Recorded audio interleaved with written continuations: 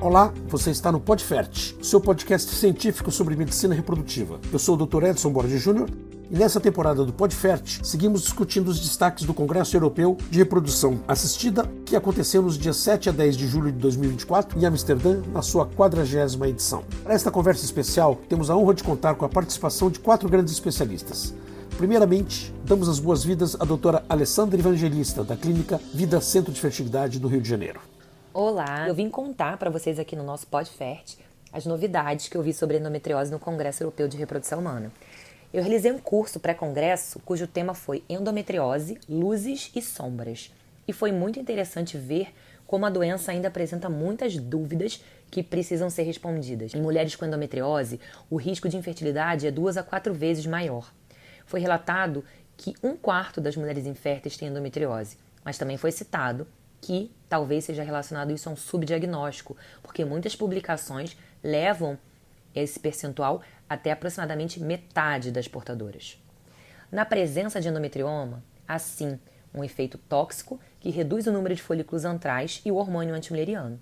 E alguns trabalhos demonstram também um aumento de autoanticorpos anti-FSH, levando, principalmente, um risco de depressão dos folículos. Consequentemente, há um risco aumentado nas portadoras de endometriose de menopausa precoce. E daí a importância de falar sempre ao diagnóstico sobre planejamento reprodutivo. Quando o assunto abordado foi o impacto na qualidade do óvulo pela endometriose, se confirmou que o número de ócitos pode ser sim impactado pela doença ou até mesmo por uma cirurgia, mas não a qualidade. Foi citado uma nova tecnologia de inteligência artificial que o Fertigroup já integrou à sua prática clínica, o Magenta, que pode avaliar a capacidade desses óvulos fertilizarem e evoluírem a blastocisto como uma boa ferramenta. E já sabendo que a doença impacta, é importante a gente falar sobre os tratamentos. Nós tivemos 2 aulas que abordaram isso. Foi enfatizado que é contraindicado o tratamento hormonal para quem quer engravidar, inclusive antes da FIV, sem ter efeito benéfico nenhum. Então, a gente tem que evitar pílula ou outras medicações de bloqueio nas pacientes, visando melhorar a taxa de gestação natural ou pós-FIV. E em relação à cirurgia, enfatizaram a importância da classificação que deve ser utilizada sempre que uma paciente operar, o EFI, Endometriose Fertility Index. E relatando que realmente a cirurgia pode ser útil para aumentar as chances de gestação espontânea, mas que ainda não tem evidência para a gente falar disso quando está falando pós-FIV. Há um impacto também real na qualidade de vida das doadoras, e isso foi levantado numa das aulas, que não é apenas sobre dor, mas todas as esferas que podem estar envolvidas, como ansiedade, estresse e depressão. Foi recomendado também, para as portadoras, o suporte psicoterápico. E já que a gente está falando das pacientes com endometriose que querem engravidar, saber se há um impacto sobre a gestação é fundamental. Os trabalhos citam elevado risco para a chance de cesariana e placenta prévia, além de riscos neonatais como parto prematuro, bebês pequenos para a idade gestacional e natimortalidade, embora as revisões sejam limitadas pela qualidade dos estudos incluídos. As aulas foram unânimes em dizer que a paciente com endometriose requer individualização e personalizar os tratamentos com embasamento científico é fundamental. Muito obrigada por me acompanhar nesse episódio, um grande abraço e até a próxima. Agora é a vez da doutora Natália Zavitiero, da Clínica Verum. Olá, vou falar sobre os principais pontos citados na aula da doutora Kenbai sobre implantação em 2024. O que sabemos? Então, ela começa falando que o objetivo da implantação é selecionar um embrião normal para a mãe e evitar que o embrião alterado seja implantado. Sendo assim, existe um processo seletivo por parte do endométrio. Coloca que acontecem aproximadamente 23 milhões de abortamentos ao ano, sendo 44 abortos por minuto, uma incidência extremamente elevada. E, como todos sabemos, que os principais fatores de risco são a idade materna e o número de abortamentos prévios que a paciente já sofreu. E aí ela coloca, por que será que acontece o abortamento de um embrião euploide? E ela cita um artigo de 2023, onde os autores estudaram o mesoderma e o trofoectoderma e coloca que um dos motivos poderia ser que o trofoectoderma, que vai formar o embrião, é euploide, mas que o mesoderma, que forma o saco vitelínico, poderia ser aneuploide. Então, esse poderia ser um dos motivos pelos quais a paciente acaba tendo um aborto de um embrião euploide, ou seja, na verdade, tinha um mosaico no mesoderma. Ela também cita um pouquinho sobre o sistema imunológico e sobre o equilíbrio, que a gente conhece como TH1 e TH2, que envolve células NK, macrófagos, células T e células dendríticas. Então, ela coloca que a gravidez de sucesso tem que ter células T regulatórias interagindo com as NK apropriadamente ativadas, com macrófagos anti-inflamatórios e células dendríticas tolerogênicas. Então, essa seria a situação ideal imunológica para uma gravidez acontecer. Quando é questionada sobre testar as células NK uterinas, ela coloca que sim, que ela já fez no passado, mas que não realiza mais porque tem uma variabilidade muito grande de um ciclo para o outro na mesma paciente. Então ela coloca, olha, se eu tenho um diagnóstico hoje, pode não ser o mesmo no próximo ciclo. E que além disso, essa questão imunológica é muito mais complexa do que somente dosar as células NK. Então, ela coloca que não recomenda e também ela mesmo não faz mais. Ela cita também rapidamente sobre o microbioma, fala que tem estudos mostrando que abortamentos com embriões euploides têm mais disbiose vaginal do que quando a paciente aborta um embrião aneuploide, né, mostrando uma associação dessa perda gestacional recorrente sem causa aparente com talvez uma alteração de microbioma vaginal. Quando questionada sobre o que seria mais importante, a microbioma vaginal ou uterina, ela coloca que ainda são necessários mais estudos para responder essa pergunta. E ela coloca também um estudo interessante sobre as células tronco, mostrando que quanto mais abortos a paciente tem, menor o número de células tronco no endométrio. E que essas células tronco migram da medula para o sangue, do sangue chegam no útero, e isso aparentemente acontece mensalmente, o que poderia representar uma oportunidade terapêutica futura. Finalmente, ela fala um pouquinho também sobre a progesterona. Então, ela cita o estudo PROMISE, que foi feito com 800 miligramas de progesterona micronizada ao dia, quando comparado ao placebo, que não mostrou uma diferença da taxa de nascido vivo, porém, que mostrava uma tendência a melhorar essa taxa de nascido vivo quanto mais abortamentos a paciente tinha. Quando foi feito o estudo chamado agora PRISM, que avaliava o paciente que utilizava 800 miligramas ao dia de progesterona micronizada versus o placebo, em quem tinha um sangramento vaginal no primeiro trimestre, viu-se novamente que havia uma melhora das taxas de nascido vivo, principalmente quando a paciente tinha 3 ou mais abortos. Foi nesse momento que foi significativo. Então, ela coloca e finaliza falando que nessas pacientes, quando você tem um bom embrião, valeria a pena utilizar a progesterona micronizada e que, na opinião dela, a maioria dos abortamentos acontecem simplesmente pelo embrião não ser bom o suficiente. Quero agradecer a participação de todos que estão compartilhando de uma visão detalhada sobre as principais inovações e tendências do Congresso Europeu de Fertilidade. Vamos ouvir agora o Dr. Vinícius Medina Lopes, também da Clínica Verum de Brasília. Bom, eu vou falar para vocês um compilado sobre 3 aulas a respeito de ozema. Então, vocês já ouviram falar sobre ozema? Existem vários fatores genéticos, endócrinos, anatômicos e imunológicos que regulam o sistema reprodutivo e podem influenciar na chance de obter uma gestação e um parto de uma criança saudável.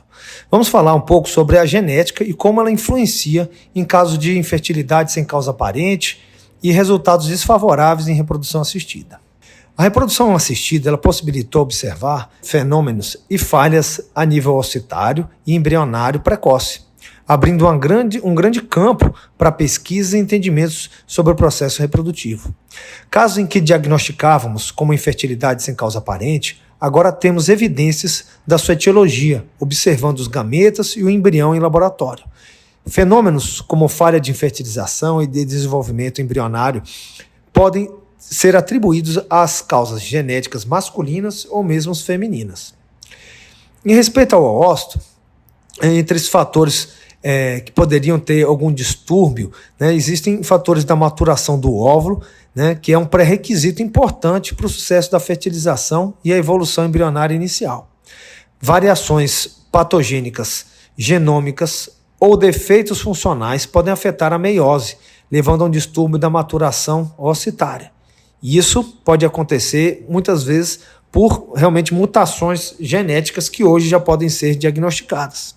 Em relação à fertilização, após a ICSI, a falha total de fertilização ela ocorre de 1 a 3% dos casos, primariamente pela deficiência de ativação oocitária. Esse fenômeno pode acontecer tanto por etiologia masculina, como defeitos na proteína PLCZ, que é responsável por induzir a oscilação de cálcio durante a ativação oocitária. Mas também pode ocorrer por alterações também maternas, como acontece nas mutações do gene WEE2, que esse gene ele é crucial para a ativação oocitária e ele regula o balanço de cálcio durante a fertilização. Essa prevalência dessa mutação desse gene nas mulheres, o WEE2, ele pode estar presente de 5 a 20% nos casos de falha total de fertilização. Existem ainda alterações que podem acontecer no desenvolvimento embrionário de causa genética. Existe a parada de desenvolvimento embrionário que é caracterizada pela ausência de divisão celular em 24 horas. Em média, metade dos embriões, nós já sabemos disso, que metade dos embriões ele para o seu desenvolvimento no estágio de clivagem e não chega ao estágio final de blastocisto. Agora, uma parada completa, o total de todos os blastocistos viáveis, principalmente em pacientes jovens e com uma boa qualidade de óvulos, que são injetados, é muito raro acontecer a parada total. E nessas situações podem acontecer por mutações genéticas descritas recentemente. Mulheres com variante de alguns genes podem estar associados primariamente a uma imaturação dos óvulos, como o CDC20, por exemplo, agora também foram vistos que estão associados a esse desenvolvimento anormal dos embriões no laboratório, não chegando ao estágio de blastocisto. E agora a utilização de técnicas como a da WES, a Whole Exome Sequence, associado à base dos dados da OMIN, Online Mendelian Inheritance in Man Database, ele tem permitido a descoberta recente de genes envolvidos na falha de maturação do óvulo, formação do zigoto ou ainda até o desenvolvimento embrionário arrastado, que aí leva essa sigla chamada de OZEMA. Inicialmente foram identificados 23 genes relacionados ao fenótipo OZEMA, onde 17 deles tiveram evidências moderadas de seu envolvimento.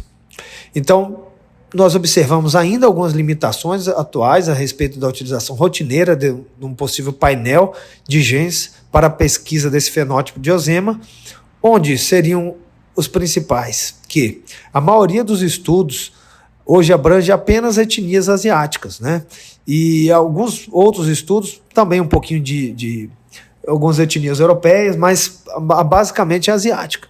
E então precisamos de estudos de outras etnias, incluindo na nossa população.